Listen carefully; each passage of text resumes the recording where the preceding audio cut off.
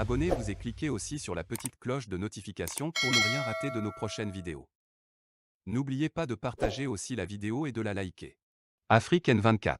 Chers amis, le Sénégal ne doit pas être le nouveau terrain de jeu de l'Occident. Après l'échec de la lutte contre le terrorisme au Mali, au Burkina et au Niger.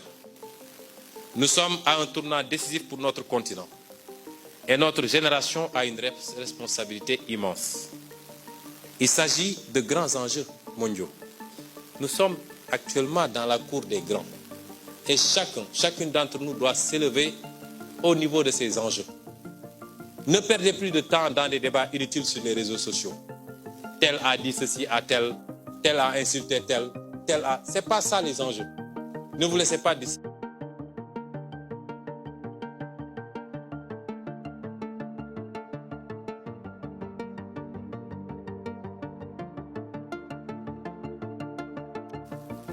Chers amis, le Sénégal ne doit pas être le nouveau terrain de jeu de l'Occident.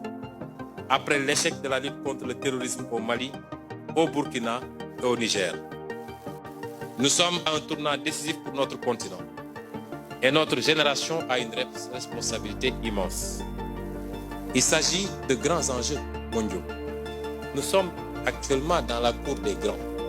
Et chacune d'entre nous doit s'élever au niveau de ces enjeux. Ne perdez plus de temps dans des débats inutiles sur les réseaux sociaux. Tel a dit ceci à tel, tel a insulté tel, tel a... C'est pas ça les enjeux. Ne vous laissez pas distraire. C'est pas ça les enjeux aujourd'hui. Il nous faut être grands pour faire face à de grands enjeux. Nous ne devons pas manquer ce rendez-vous, mais cela suppose que chacun et chacune d'entre nous s'élève à la hauteur de ces enjeux. Les Européens ont compris depuis longtemps. Ont fait leur choix, ont tracé leur voie et ont dirigé le monde. D'autres ont compris. L'Amérique, qui est aujourd'hui la première puissance mondiale jusqu'à preuve du contraire, a été colonisée. Elle est indépendante depuis à peine 200 ans. Et cette Amérique-là a compris. La Chine a compris et a fini de rattraper son retard. Est devenue quasiment la première puissance économique du monde et en phase de rattraper son retard militaire. L'Inde, dans tous les continents, les gens ont compris, sauf sur le continent africain. Cela ne peut pas continuer. Ce 21e siècle doit être africain, je l'ai dit et redit. Mais ça suppose que nous soyons à la hauteur des enjeux. Mais ça suppose aussi que nous ouvrions les yeux et que nous soyons prêts pour une longue et difficile bataille.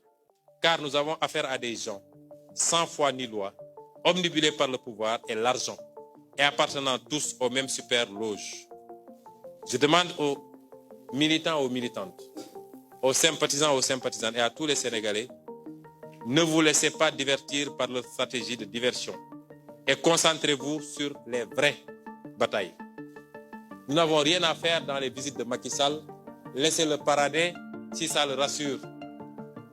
Concentrez-vous sur les vraies batailles et les vraies batailles, c'est premièrement, nous n'accepterons plus dans ce pays qu'on se serve de complot, qu'on se serve de lois iniques, qu'on instrumentalise la justice, les forces de l'ordre pour éliminer des adversaires politiques.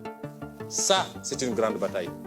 La seconde bataille, c'est qu'il n'est absolument pas question que Macky Sall fasse un troisième mandat dans ce pays. Je veux que tous nous concentrions nos efforts, nos priorités à ces combats-là, parce qu'ils vont allumer des contre-feux tous les jours.